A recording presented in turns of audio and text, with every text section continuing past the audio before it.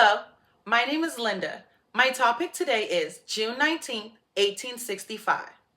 Imagine receiving the most important news of your life, like your freedom, but 2.5 years later after everyone else.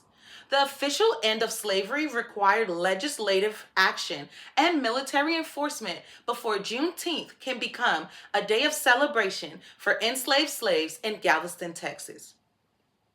Juneteenth is a vital day of remembrance for the delayed freedom of slaves that occurred over 2.5 years later after the Emancipation Proclamation in Galveston, Texas. As a descendant of those slaves whose freedom was delayed by over 900 days, this historic event isn't just academic to me, it is personal. Over the past few days, I have immersed myself in the history of that day to provide detailed and accurate timeline of this critical moment in history. In order to understand why over 200,000 slaves were not told they were free after the Emancipation Proclamation, we first have to review the legal aspects of emancipation. Secondly, we'll talk about the geographical reasons and military action that caused and ended this delay. And lastly, we'll talk about the immediate cultural traditions that came from it all.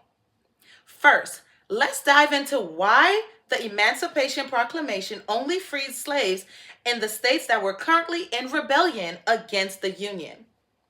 When President Abraham Lincoln signed the Emancipation Proclamation on January 1st, 1863, you would think that means all slaves are free. Emancipation, according to Oxford Dictionary, means the act of freeing somebody, especially from legal, political, or social control that limits what they can do. So, why were slaves not free in Texas?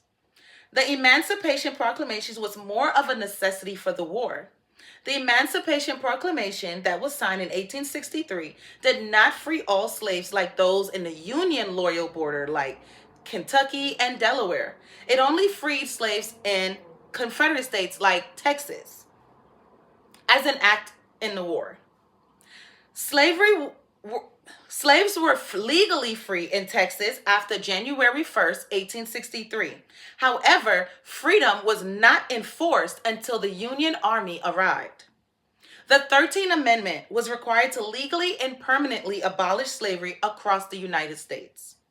Secondly, the lack of military presence and being a very isolated state was the cause of why the enforcement to free slaves in Galveston, Texas was not enforced until 2.5 years later after they were legally free. On June 19th, 1865, the day 2,000 troops arrived in Galveston, Texas to tell some 250,000 slaves that they were free, even though others were. History.com states Juneteenth, short for June 19th, marks the day when federal troops arrived in Galveston, Texas in 1865 to take control of the state and ensure all enslaved people were free. It was also the day the government established Union control and slavery officially ended in Texas. Texas was far from the main fighting of the East due to the war. It was not only military isolated, but also physically. On that day, June 19, 1865, Union Major General Gordon Granger immediately read General Order Number 3, officially declaring all enslaved people free. The arrival of the military and the issuance of General Order Number 3 is an historical moment when the U.S. government established necessary control to bring freedom to Texas. Lastly, the immediate response to the General Order Number 3 created powerful cultural traditions that African Americans kept celebrating until it became a federal holiday. The first celebration of Juneteenth in 1865 was centered around music, prayer, food, and symbolic red color goods.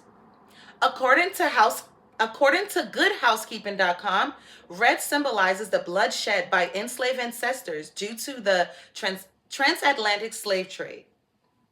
Juneteenth became an official federal holiday on June 17, 2021. It took exactly 160 years and 4 months from that day that General Major Gordon Granger read General Order Number 3 for Juneteenth to become a national federal holiday. President Joe Biden signed the bill to make it official and has become our second Independence Day. Today, we still celebrate with barbecues and gatherings like at the Juneteenth Park in Houston, Texas, which is a significant historical site established in 1972 by formerly enslaved people to host Juneteenth celebrations. To conclude, we have traveled the historical path of Juneteenth by first diving into the legal and military authority set by the Emancipation Proclamation. Secondly, we talk about the delayed freedom of over 200,000 slaves in Galveston, Texas. And finally, we have explored the lasting cultural traditions that was created from that day. The history of Juneteenth is a powerful reminder that true freedom isn't just fought for, but also enforced and cherished.